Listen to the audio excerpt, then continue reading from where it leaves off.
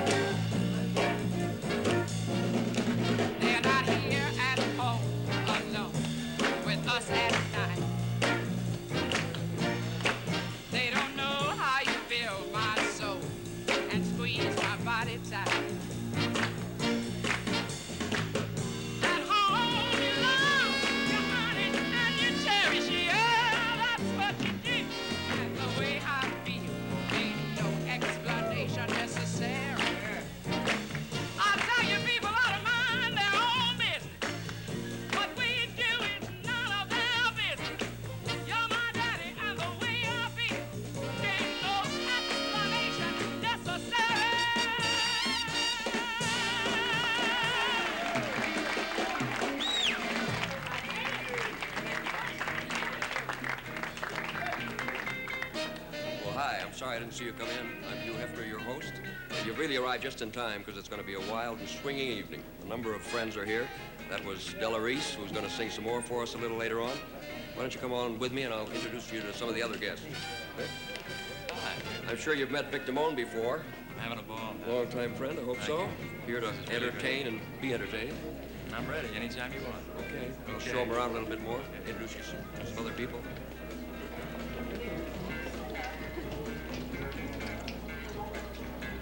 Roman, Sharon.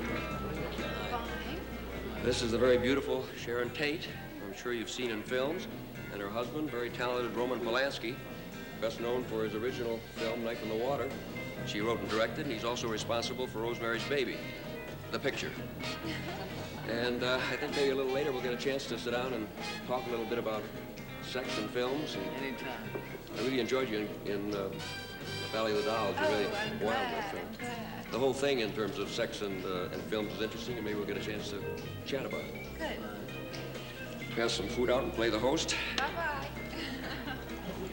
Yeah? Yeah. Lectures are here. I gave it the office. No, I mean the property. I know. I'm glad they're here in the group. Hello. King Hefner. There he is. Yeah, I brought you a little something to nibble on. I'm working on my last Toddburn thing. I see. Well, we've got here three of... Excuse me. Oh, it's for you, Don. You gotta do Hello. It's for you, Jackie. Hey, don't talk to me that way. You kidding me? Hey, you're gonna break his phone. Oh, I didn't know that. Does anybody care for a little patisserie around here? Care for something you still into?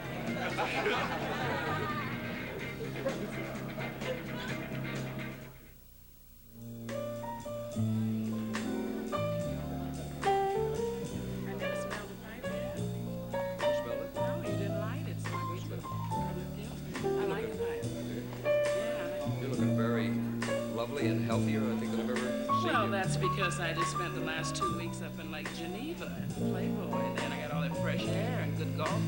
horseback riding and swimming and stuff. I appreciate the plug. I understand you're doing a Broadway show. Yes, we're going to do Truman Capote's Grass Harp. They're going to call it the Yellow Drum. And that's exciting for me. This is my first Broadway show. All right. You're one gal that I've always felt in both your living and also in the professional and really enjoyed being a woman. Oh, I love it. I wouldn't be a man. It's just terrible. Because men are so restricted, you know. A man's not supposed to do this, he's not supposed to do that. But a woman, whatever we do, they say, oh man, that's a woman. You know, a woman might do anything. So I give us a lot of freedom. I love it. I guess a woman kind of gets the best of both worlds today, both kind of being protected and also... Gonna do another song for us? I'd love to. How do you do?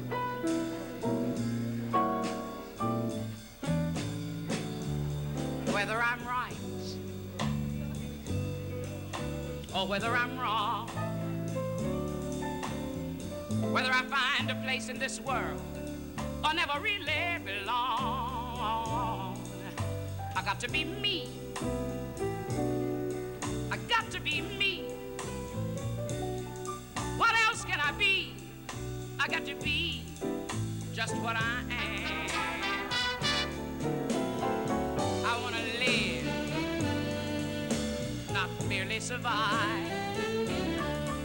And I will not give up this dream of life, because this dream keeps me alive. I got to be me.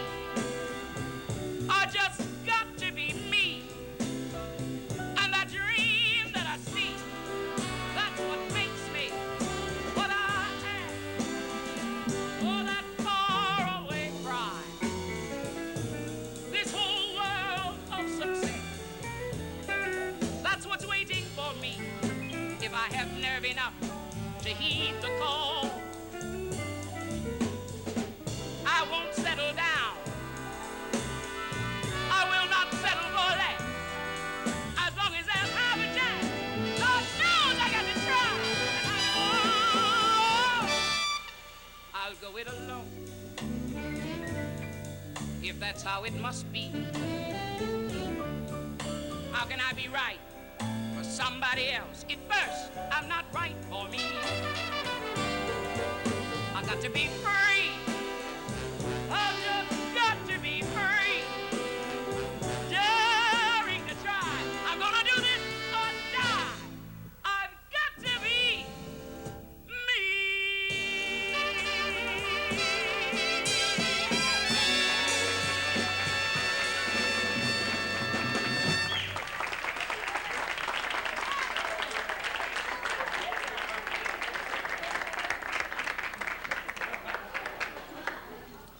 Jackie the Gale. Hey, how you doing, Hef? I think you overdressed for the party, but it's a nice party anyway. Some wonderful people. Prince Valiant, it's good to have you here. And a lovely girl. And Don Adams would have used him on the show, but he shouldn't have worn a brown suit. But it looks nice. And, you know, I was thinking about it, you know, being at the party. I remember, you know, I was thinking about the first time we met, you know. I'll never forget, it was in Chicago. It was Lake Mead. And I remember I was out on the water fishing, and you walked past the boat. And I don't know, it was kind of a nice day. I remember that, kid. And you had the pipe, and you kept it above water, which I thought was really great. Good taste. Yeah, it was good taste. Did you ever think of walking around in the snow and becoming a Hallmark greeting card? Because you really look, you're looking nice, and that's really, I'm very happy about this whole thing, you know. I'm not overexcited, but I'm trying to get to the point where I will be. Because so far I've been living a quiet life, you know. I've been traveling a little bit. Coming here, though, I thought if this party would take place in Sweden, how wild it could have been. We could have been here naked, you with the pipe and the boat. Me, my chubby little belly, him with the hair. We get a guy with a beard and send him out for coffee. That would have been nice. I've been having an interesting few weeks, though. I've been relaxing. I went to a ranch, you know, one of communal ranches where everybody walks around and naked and they cook health breads for Haight-Ashbury. You know, I went to that before. No. Oh, I didn't tell you about that. No, I went to a ranch. It was in people. It was past Mill Valley in San Francisco. And everybody was on 4th of July. They came with trucks from the colleges, and they were all baking. And this little girl, about 18 years old, beautiful girl, she came over to me with light blue eyes, the Paul Newman kind of eyes, you know. But it was a girl. It was a girl. Yes. And she came over to me, and she was really nice. And she told me, this is a place where you'll find love and God, you know. And she was nothing on, and I liked, and love and God and God. And she didn't know that I was a passionate atheist. But I had a wonderful, you know, it was kind of nice, you know. I enjoyed it. That's why I went into show business. I wanted to meet girls. Of course, that's why I liked Playboy, you know, and I worked there. I started to recognize the bunnies by their faces, you know. I got to know them well. But I remember when I first started the show, I never thought I'd get a delayed laugh. That's different at a party. You get that in a nightclub late in the morning, but not at a party. But I did. I used to get booked in places like Waterbury, Connecticut during the flood period. Places like that. You know, Hef, I used to work towns that were so small, the head of the mafia was a Filipino. And I kind of wanted, you know, something to happen. And we used to get these weekends. We'd meet on Broadway on Wednesday, and we'd talk about the girl singers on the show. Like they say to me, Jackie, who you working with? I say, Judy. 6 fellas would tell me about Judy. She's wild, you only need 2 rooms, she won't leave you alone. And I was always quick. I go, oh, yeah, you know, a little quicker, thing like that. And the 7th week, I got booked, and she got another job. And the agent told me to pick up the new girl singer. So I figured I wanted a chip for gas. I paid a toll on the Parkway, class moves, you know. And I get to the corner, she's waiting with her mother. Her mother looked like an SS trooper, hair in her face and cracked sunglasses. And they both had huge crosses outside their dress. Forget about sex life. At least you know bats won't attack the car, you know. And that's when I decided I got to Vegas, and I started to work in Vegas, you know. And I got to work at the Tropicana Hotel, and they had the Follies Bergère. And I figured this is gonna be it for me. 200 girls, you know. They come out of the ceiling and they throw balloons. They go, welcome to Paris. We love Paris. We Paris. Then they get back in the dressing room. I'm tired of talking funny like I'm talking. Every one of them's from Alabama. Get me some grits. They all talk like that. What, did you ever take one of those airlines out of the South? They're all like that. Have you ever taken anything? Did you ever leave your house? Not, well, Were you once in front of a Pontiac with an Indian feather? I'm talking. But I'm telling you, I was down in Atlanta, Georgia. It's the home of Delta Airlines. You know, have all our Southern help. You ever hear those stewardess? Give you that Betty Joan Marianne in the aft cabin. The full cabin, Cindy Joan, Betty Jean. Here's your captain, C.W. Hendricks. And the captains always sound like Andy Griffin. They're always nice and good. Hi, neighbors. We're going to be cruising around 33,000 feet, and we don't anticipate too much turbulence. If you look to left of the field, you're going to see Miami Beach. If you look to right, you're going to see Havana, Cuba. And here's your new pilot, Manuel. And they had that new mystery flight, you know, out of Florida now. Nobody knows which one's going to Cuba. It's a lot of fun. The guy with the gun flies free, you know. There's a lot of that going on now. Even in California, Bank of America's been stuck up so many times, they got 3 windows now. Checking, savings, and holdups. In fact, they called the guy last week and told him his pictures were ready. It's I like this party. It's okay, Don. Try to stay awake, Don. It's a party. It's good to see you, too, Bill. Roman, it's good to kept me out of a few pictures, but we'll get along. I could have been in Rosemary Baby. You know, I prayed for her a lot of times, too. It's a wonderful picture. You're doing a nice job, and we'll get to do some musicals eventually. But I want to say... Actually, I'm thinking now of a sequel for Rosemary's Baby. What are you going to call it? Baby of Rosemary. Baby of Rosemary. Want to cut the goddamn jokes? I had enough. Warren Beatty has a baby. Warren Beatty is a baby. That's very good. That's very nice. Stay out of my act. Say this. Why don't you do Bela Lugosi? You do a hell of a job. See, the Vampire Thursday. You do a musical finish with a cape got my claws. My tie. You smoke, Hef. That's great. You're listening. I love it. Light your I can do both. And I know what you're smoking, too. But I'll... Send out a signal. Tell me if I'm doing good. 2 puffs, 1 if I'm going good. But I tell you the truth, I really enjoyed being with you, but I have to leave now because I left the girl at the other side of the party. I got to cut out. I'll see you a little later. All right.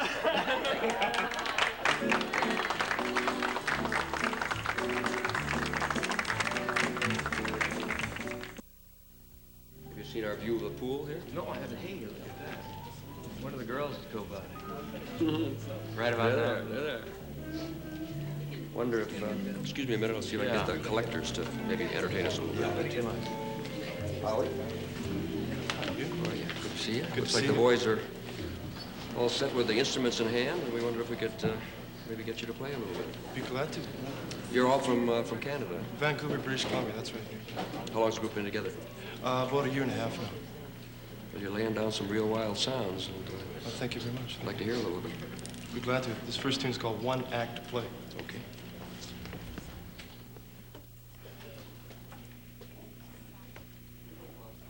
Are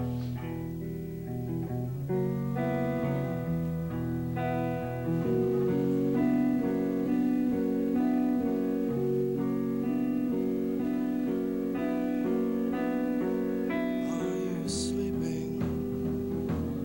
Are you still sleeping? it's not important now. It doesn't matter anyhow.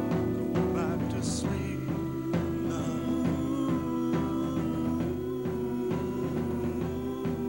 Are you sure you're warm enough? No, it's not time to get up. Just go to sleep now.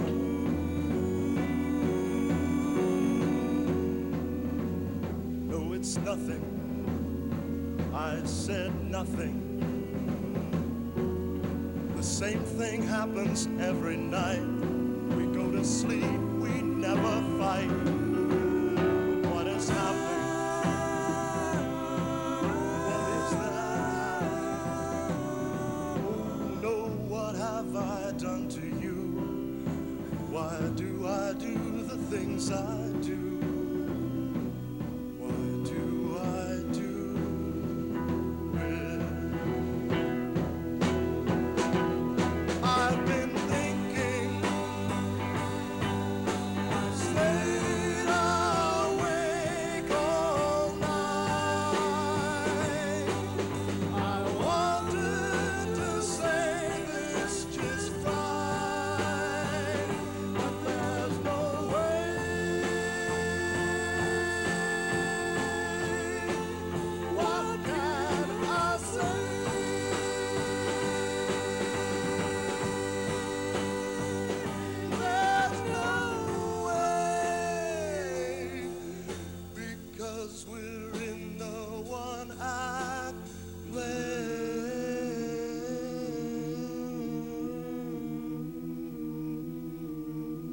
Something's dying. Something is dying. I once thought I knew the cause, but I've forgotten what it was. You were crying. You were crying in your sleep. I watched the tears roll down your cheek.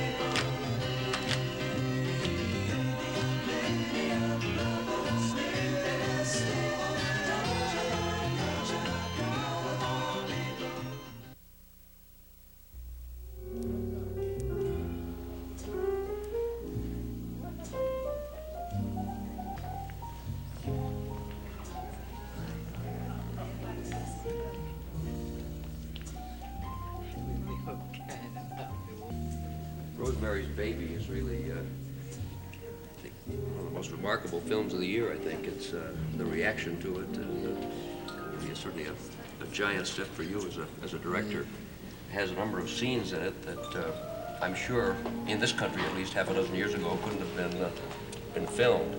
Do you think that this trend that we see going on now towards more frankness, more boldness related to sex is going to continue? Well, I think so, at least for some period of time, because within civilization, these things somehow comes back and goes away again. In cycles? I mean, yeah, in cycles. I mean, people were walking naked already in different civilizations, which were not very primitive. And I don't think that a few years ago you couldn't see things like that on a screen, but you couldn't walk in the mini dress either. I mean, not so far ago, how many years ago? I was arrested on a train. Where? Going to Italy when we were shooting. And I was in a compartment with the windows closed, you know, and my dress was like to here. I said, if you stop opening the windows and looking, I said, you wouldn't even know I had a short dress on. It's incredible. It was 3 years ago, but you were arrested here for wearing bikini on It's hard to realize, as a matter of fact, America was so far behind Europe. I think not until 3 or 4 years ago did the bikini really gain acceptance on public beaches. Now, nudity, I think, is something that in America particularly, we've always had a hang-up about.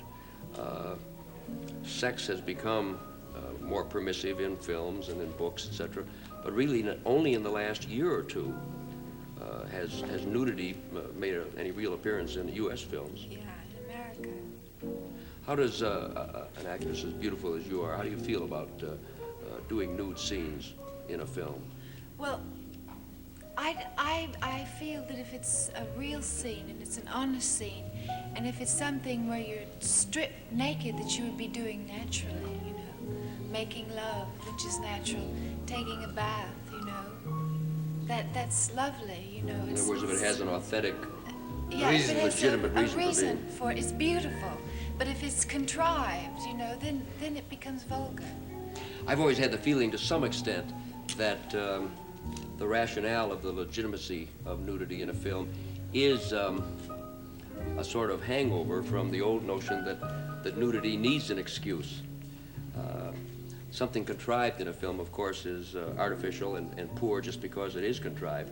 But it's amazing how many real hang-ups in our Puritan society we do have related to sex and to nudity especially. Well, this is very Puritan society, you must realize, and that's how it grew up. That's the way it took.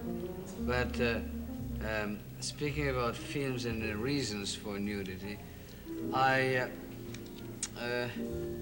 since me personally, I'm interested in rather realistic pattern of the movie, even if I'm telling an absolutely unrealistic story. I avoid nudity for nudity or sex for sex.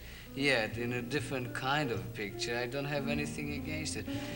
Basically, I have nothing against any sex and nudity in any form of art or literature, because I don't think it can make any harm to anybody. How do you feel about violence in films? Well, I don't feel that violence can make any harm to anybody either. And I think that this sudden awakening of some of producer circles in Hollywood, etc., and sudden violence against violence is just the bad feeling that they have about the things which are happening in this society, and they are looking for some little phony excuse. I do not believe that any violence on television or cinema screen can inspire violence. I don't think that I don't believe in the idea monkey see, monkey do, you know. Many sociologists, as a matter of fact, seem to feel today that scenes in films or TV can actually act as a catharsis, can actually relieve the tensions. I'm positive. I tell you what I think is really dangerous, and what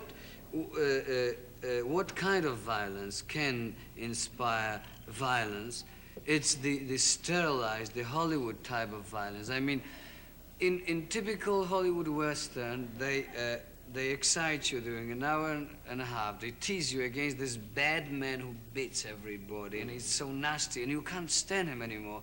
And in the last moment, the good man with white heart comes and draws and bumps him off without any blood. It's a very clean job. And somehow, subconsciously, from the kid, it develops in your brain idea that when somebody bothers you, you can take judgment upon him, and very easy you can get rid of him without any blood, without convulsions, without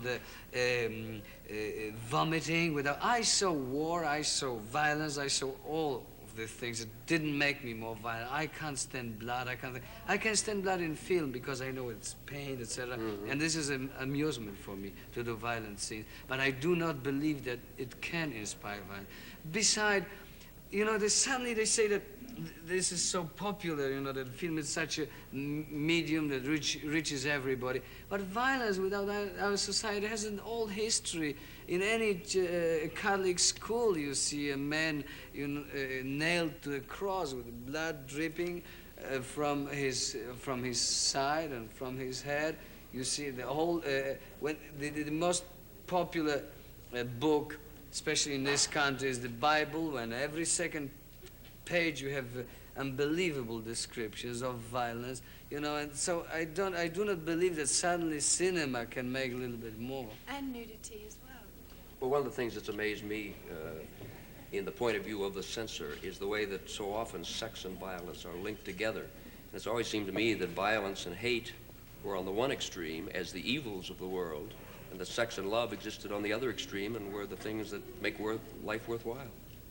This is right. Well, here is one area that I believe can be sometimes harmful for the society. It's connection of violence and sex. I agree. You know, because I don't believe that the violence itself can inspire violence, but sex certainly does inspire sex. Watching sex on the cinema. When you put those two things together, you can have a result.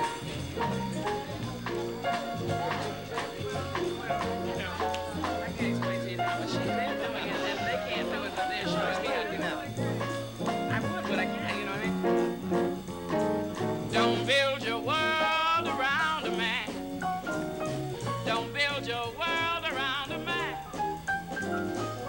'Cause if you discover he's someone else's lover, pop goes the world. Pop goes the world. I know because I built my world around a man. Oh, don't build your hopes up to the sky. Don't build your hopes up to the sky. If that talk you're buying is just a mess of lying, pop goes the world. Pop goes the world. I know because I built my hopes up to the sky.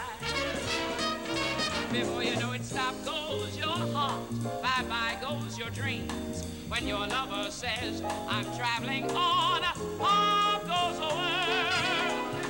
Oh, but if you're just wild about your man, if you're just wild about your man, don't you turn your nose up, love him when he shows up, and pop goes the world. Pop goes the world. I know because I'm wild about my no-good man. Before you know it, stop goes your heart, bye-bye goes your dreams. When your lover says, I'm traveling on, pop goes the world. Oh, but if you're wild about your man, if you're just wild about your man, honey, don't you turn your nose up, love him when he shows up, and pop goes the world. Pop goes the world. I know because I'm wild about my no-good man. I know because I go for him. Oh, baby, I'm losing my mind.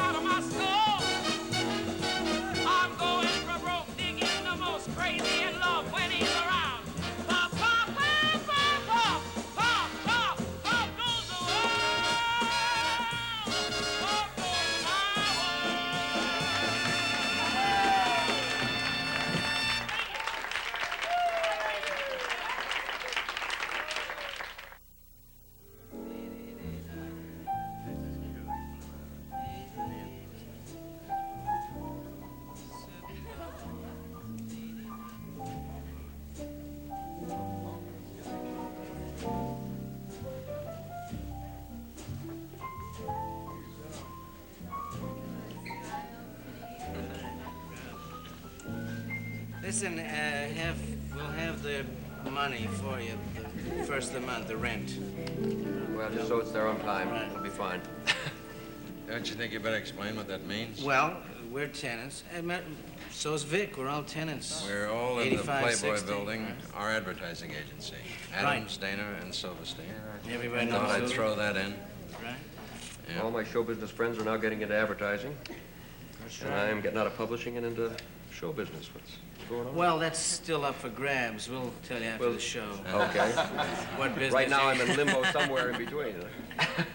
It's kind of funny that Bill and I finally got into the advertising agency because you know that we go back about 10 years where Bill was writing for me when I first started in the business 10 years ago. He was writing for 10% of my salary, which was like $75 a week. And, When did you make 75? That was 5 years Wait a ago. minute. You owe me $7.50. I got to tell you, this is a true story. I had come out of the hospital, and before I went, I had a back injury, and down here, lower back injury. You hyperventilate, I get back injuries. Anyway, I had come out of the hospital, and Imogene Coca, who had befriended me, let me use her apartment, which was a 300 Central Park West. Was the what's the name of the building? It was in Marjorie Morningstar. Well, it doesn't make any difference. Anyway, it was a duplex apartment, wall-to-wall money when you open the door. Fantastic-looking thing. I think our time is up. Yeah. Will you tell the story? You said we were going to reminisce. I'll say it faster. I'll speed it up. What happened was they got Bill and I together, and they said, this is a young writer and this is a young comedian, and you two guys should get together and write. I said, well, I can't afford a writer. They said, well, you give him 10% of your salary. I said, okay, where will we meet? He said, well, why don't you come over to my apartment? Now, I figure a guy that's going to work for 10% of $75 a week, where could he live? In a tenement someplace, and he gave me the address. Now it's Imogene Coca's apartment. I don't know that. I pull up in a bus. And this fantastic apartment on Central Park West, and I said, I must have the wrong address, and they sent me upstairs, rang the bell, penthouse, duplex penthouse. He opened it up, he was in a white lounging robe. Imogene Coca. And he said, come in. I didn't want to bring that up. Nobody knows. I would They do now, folks. Okay, all right. Nah, he's all right. What was the bit with the knees? What is that? And he brought me in, and there was a big piano, and I said, my gosh, that guy really makes a lot of money. He must have an awful lot of clients. At $75 a week, about 10 million clients. And I went for my wallet, and I pulled it out, and when I pulled my wallet out, my unemployment check fell out on the floor. Which was more than I was making. But we did a lot of good things back in those days, the days beyond recall. It was Bill. I did a routine in the beginning, thing with, there was a detective, a takeoff and a detective thing. Why are they laughing? I haven't said anything. That's right. You've broken They're a laughing precedent. at the straight lines. I did a thing, a takeoff on William Powell and the Thin Man. And I just saw William Powell in Palm Springs a couple of months ago, and I said, hello there, William. And he said, oh, I know you. You're me. Anyway, I did this takeoff on William Powell as a detective in the Thin Man series, summing up the whole case, you know, where they used to get completely confused when at the end of, if you would walk in the middle of the picture or the end of the picture and you hadn't seen the beginning, you wouldn't know what was going on. But he'd have all the suspects lined up in the room, and he would be summing up the case, and you try to figure out what was going on, and he would say, all right, Inspector, there's your man. A liar, a cheat, a thief, a blackmailer, and a murderer. But he's my son, and I'm proud of him. You needed money, and you needed it badly. So you, it's so long ago. Anyway, this was As you can see, he was in trouble, so he came to this apartment. This was the character, and Bill said to me, that is a great character, and we should write all routines for that character. And as a result, actually, of Bill recognizing that voice, that character, I did all these routines that we wrote together, the defense attorney and the baseball umpire, and I'm still doing it. Can I do you? Let me do you. Do me. This was out of the defense attorney. Your Honor, ladies and gentlemen of the jury, for the past 20 minutes I've sat idly by, Well, the prosecuting attorney has stood here and made a complete ass of himself. Now it's my turn. Huh? I'm a little hot. He's getting bigger laughs with that than I do. You know, Then we did a routine that was, what was, the football coach. I don't remember that one. I remember it. That was all my routines. Go ahead, I want to hear my act. My old act. Don's real name is Yarmy, Donald Yarmy, and my real name is Zathmary, Bill Zathmary. We're both Jungarian Hughes. He's copped out recently. He's only half and half. He had to go along with his wife, who's a co-religionist of many of you Catholics out there. At any rate. Hurry it up, Bill. Yeah. We're almost finished. Okay. Anyway, we used his real name in this line from the football coach, and my real name. Now, Yarmy, you're a good end. And Zathmary, you're a good halfback. And a good end and a good halfback go hand in hand. But not on the campus. Remembers every line he ever wrote. I forgot that routine I don't want to completely. bug you, but Imogene Coco called. She wanted the apartment back. Then we're going to take care of it. By the way, I think we don't... How about the robe? Do I get No, you keep the robe. In case you join a roller derby. But anyway, I think we ought to get together because I think Vic's going to sing, and they wanted us to come out and catch him. Hey, Vic, you think you're Is that my son, Vic Dana? Oh, your boy Vic Damone. Oh, Vic Damon. Vic Damone. Yeah.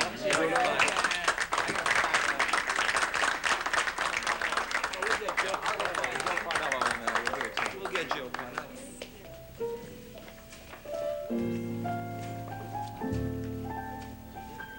Where's Joe Parnello? I think we're on. Joe Parnello's on piano. Yeah, let's see here. Hear my voice, where you are. Take a train, steal a car. Hey, let's do it again, one more time, Joe. Hear my voice, oh, hey. I hear my voice, where you are. Take a train. You want to do it with me? Come on. Hey, you get on this side. You get on this side. Okay, now you're loose. Get loose. Get loose. Get a little looser, looser. That's it. Now, which is your best side? Your right side or your left side? Right. You're right. What about you? Oh, your right side, left side. We got 4 bumps. Okay, here we go. Hear my voice. Where you are? Take a train. Steal a car. Very good. Let's get Hugh Hefner up here to do one. Come on, yeah. Okay, now here's what we do. Now, I want to see you get loose. Get loose. Yeah. Do it. Yeah. Okay. Now, which is your best side? Your right or left side? Right. Okay. We go. Here we do. Watch. Hear my voice. Okay. There we go. Hear my voice. No, the other way. Hear my voice. Where you are. Take a train. Steal a car. Hop up freights. Grab a star. Come back to me. Catch a plane. Catch a breeze. On your hands. On your knees. Swim or fly. Only please come back to me. On a mule. In a jet. With your hair in a net. In a towel wringing wet. I don't care. This is where you should be. From the hills to the shore, ride the wind to my door, turn the highway to dust, break the law if you want, move the world only just, come back to me. Blast your heart, hear my call, must I fight? City Hall here now, damn it all, come back to me. What on earth must I do? Scream and yell till I'm blue. When will you come back to me? Have you gone to the moon, the corner saloon, or to Racket's room, mademoiselle? Where the hell can you be? In a crate, in a trunk, on a horse, on a drunk, in a rose or a van, wrapped in mink or saran. Any way that you can, come back to me.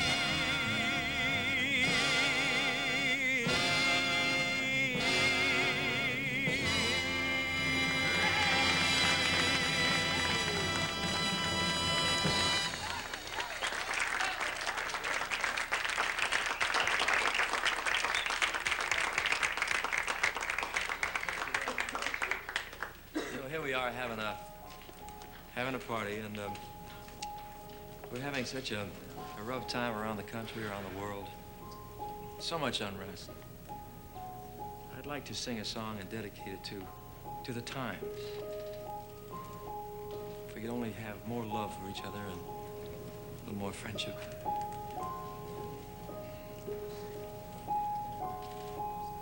There's a place for us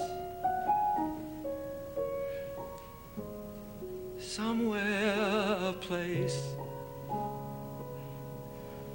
for us.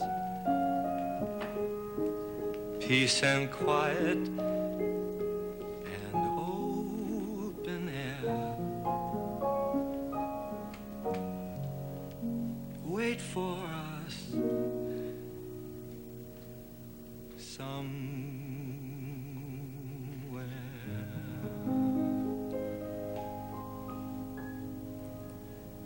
There's a time for us someday, a time for us, time together, with time to spare, time to learn, time to care. Someday, somewhere,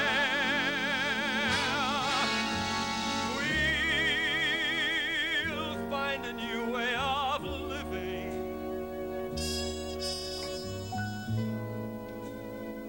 We'll find a way of forgiving.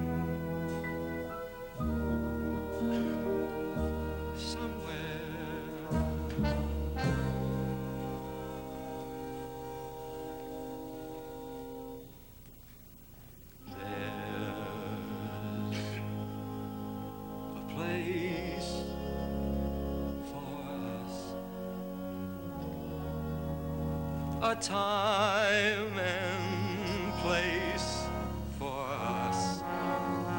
Hold my hand, and we're halfway there. Hold my hand, and I'll take you there. Someday, somehow.